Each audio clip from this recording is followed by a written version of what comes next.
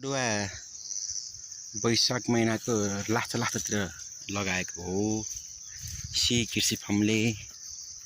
यसमा चाहिँ यसको अनुभवमा के भयो भने अदुवा चाहिँ हामीले फागुन महिनाभरिमै लगाउनु पर्ने रहेछ।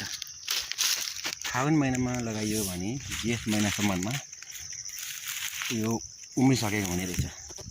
अहिले चाहिँ हेर्नुहोस् हाम्रो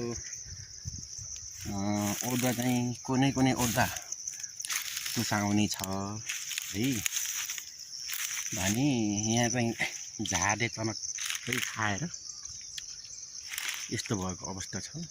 त्यसैले अदुवाको अदुवा खेती गर्ने कृषकहरूको लागि चाहिँ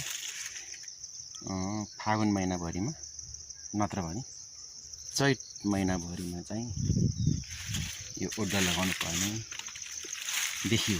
त्यसो भयो भने जेठ महिनाभरिमा सर्लक्कै अदुवा उम्रिन्छ र अबदेखि चाहिँ आज असारको 12 गते हो, यो समयदेखि त यसले चाहिँ आफ्नो छोरा पनि हाल्न सुरु गरिसकेको हुने रहेछ है। हाम्रो अनुभवमा अर्को वर्ष चाहिँ हामीले फागुन महिनाभरिमा लगाइन्छ होला।